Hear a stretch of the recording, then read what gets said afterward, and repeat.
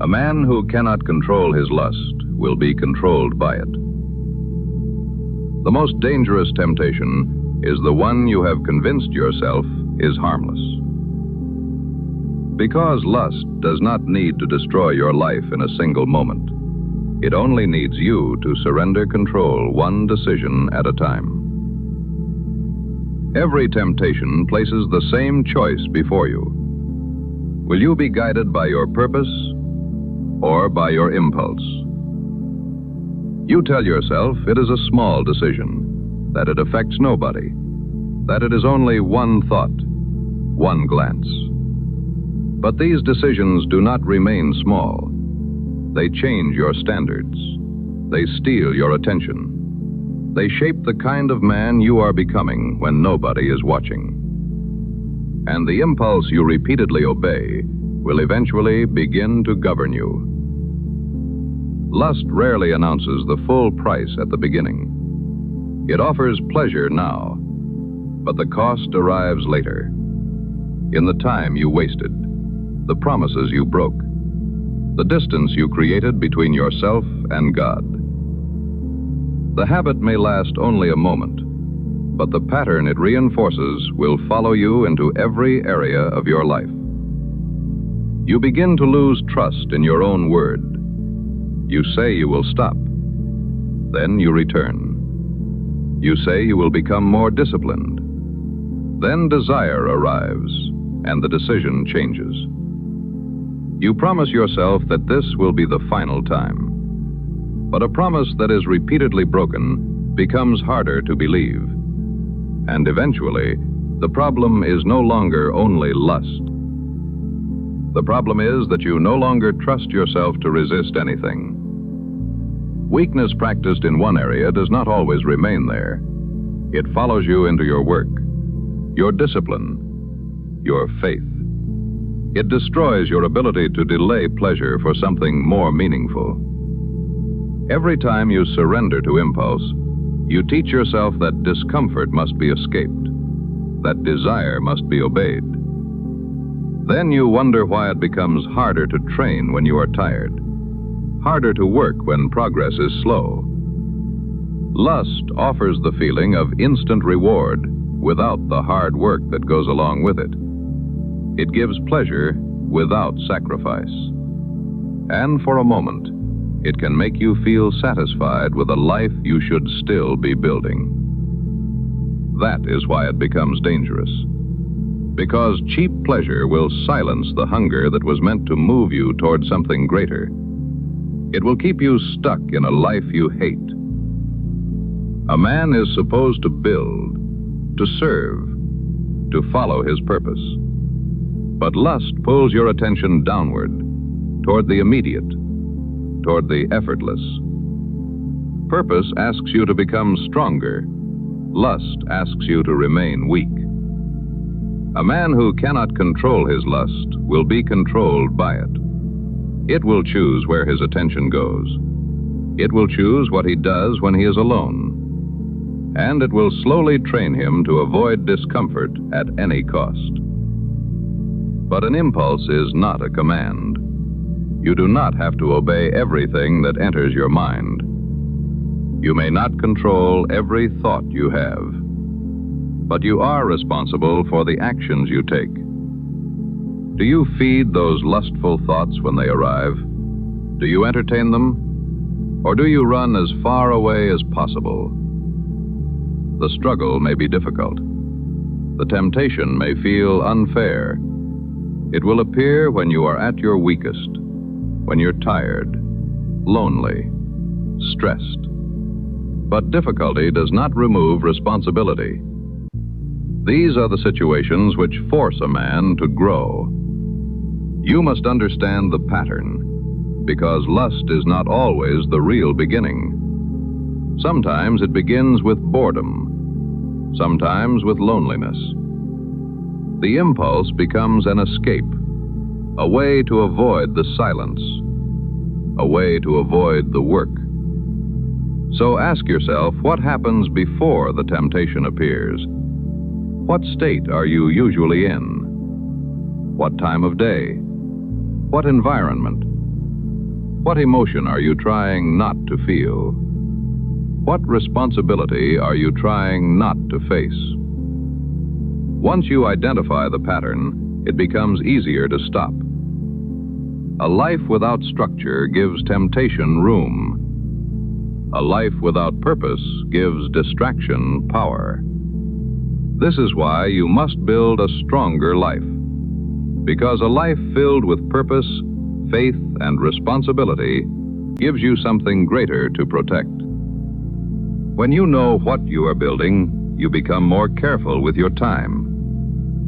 When your mission becomes clear, meaningless distraction becomes easier to recognize. But purpose alone is not enough. You cannot build a meaningful life while continually leaving the door open to what destroys your focus. You cannot ask God for something more while protecting the environment that keeps pulling you back into sin. This is where many men deceive themselves. They say they want discipline, but they keep the trigger nearby. They keep returning to the places, routines, and habits that make surrender easier. Then they rely on willpower at the final moment, when the temptation is already strong, when the mind is already compromised. And they are surprised when willpower fails. You cannot defeat lust by fighting it with willpower alone. You must flee. You must remove access to the temptation. You must stop testing how close you can move toward the boundary without crossing it. There are battles you win by standing your ground, and there are battles you win by refusing to fight. Lust is not something you need to prove yourself against. You do not defeat lust by fighting it daily. You defeat it by making the decision to avoid it at all costs before the temptation arrives. Remove what repeatedly feeds the desire. Change the routine. Guard what enters your mind. Leave the environment. Create friction between yourself and the habit. Make the destructive action difficult to reach, and make the right action easier to begin. This is how God instructs you to deal with lust. A man who understands his weakness can become stronger. He builds around the truth. He is wise enough to know which battles to fight and which to flee. And when you flee, you must turn toward God, even after you fall. Bring God into the ordinary moments of your life, into your mornings, your decisions. If fleeing to God becomes your regular habit, that direction becomes more natural under pressure, and this makes defeating lust much easier. Do not rely only on your own strength. While self-control and discipline do matter, pride will tell you that you can overcome everything alone. But this is not true. When you flee to God, you are trusting that He will remove the temptation. You are trusting that He will change your desire. You must ask for the wisdom to recognize temptation early. Ask for the courage to remove what keeps defeating you. Then act in a way that agrees with the prayer. Because prayer without action can become another form of avoidance. You cannot ask for discipline while protecting the habit. Faith is not passive. It turns toward God. Then it moves. The aim is not to become a man who never experiences temptation. The aim is to become a man who no longer allows temptation to choose his direction. Freedom is not the absence of temptation. It is the ability to not allow it to control one's life. You must also understand what lust can do to the way you see people. Lust reduces a person to what they can give you. It focuses on appearance, personal gratification. It asks what can be consumed. And this is the furthest thing from what love is. Because love asks something different. Love asks what can be protected, what responsibility can be carried, what sacrifice is required. Lust consumes, love serves. A man who is full of lust cannot hold the blessing of love when it arrives. This does not mean attraction is the enemy, but attraction without appreciating the underlying character can lead you toward people who are wrong for your life. It can make you ignore values, compatibility, faith. It can make intensity feel like alignment. And if your expectations are continually shaped by stimulation, real love may begin to feel too ordinary. Because real love requires you to give, not only to consume. The man you are becoming today will enter every relationship you have tomorrow. And a relationship will not automatically remove habits you refuse to confront while alone. Marriage does not erase undisciplined desire, and greater responsibility often exposes what was already present. So, if you want to become a trustworthy husband, that preparation begins now. If you want to love someone deeply, you must learn to see people as more than the satisfaction they can provide. The future family you may one day lead will be affected by the man you are building today. This is not meant to bury you in shame. It is meant to give weight to your choices. Shame says you are permanently defined by what you have done. Responsibility says your next decision still matters. When you fall, do not minimize it.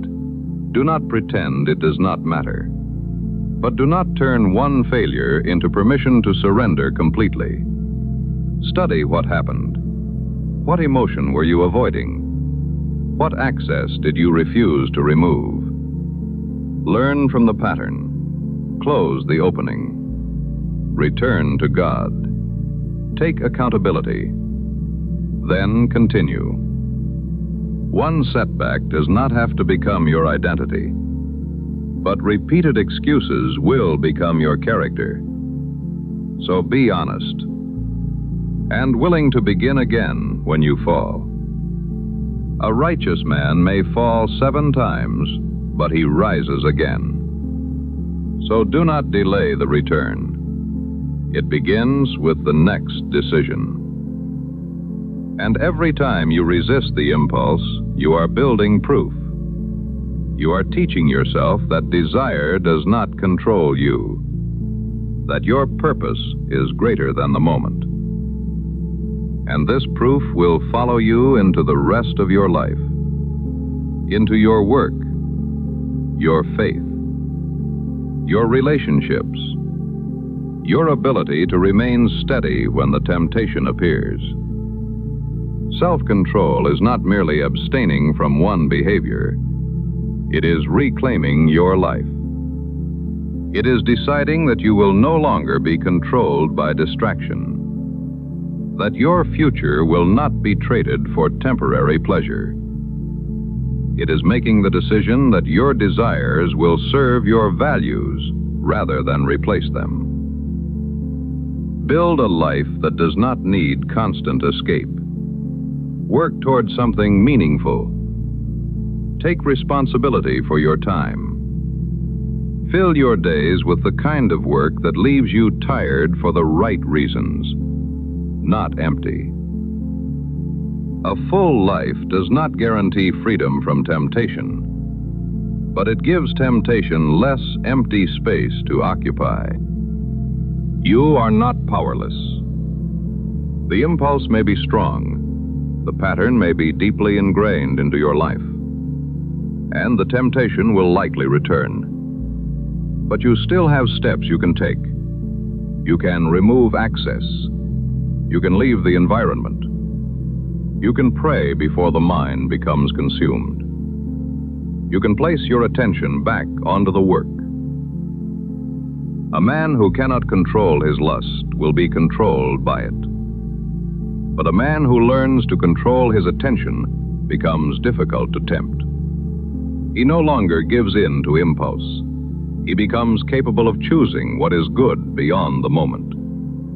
He can hold his purpose, keep his word, protect his faith, and prepare himself for responsibilities that transcend impulse.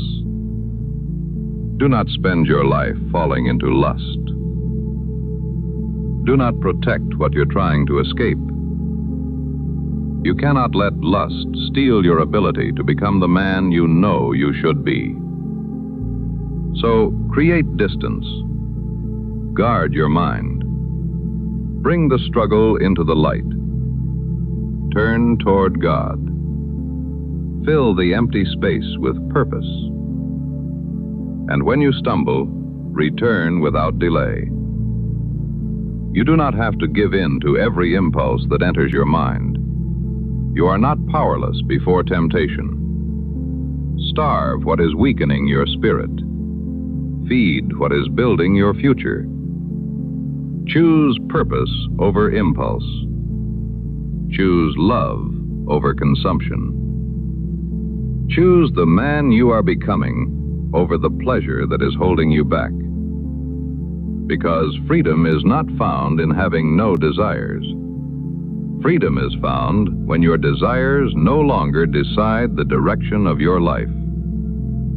And the man who learns to govern himself becomes free to govern where his life will go.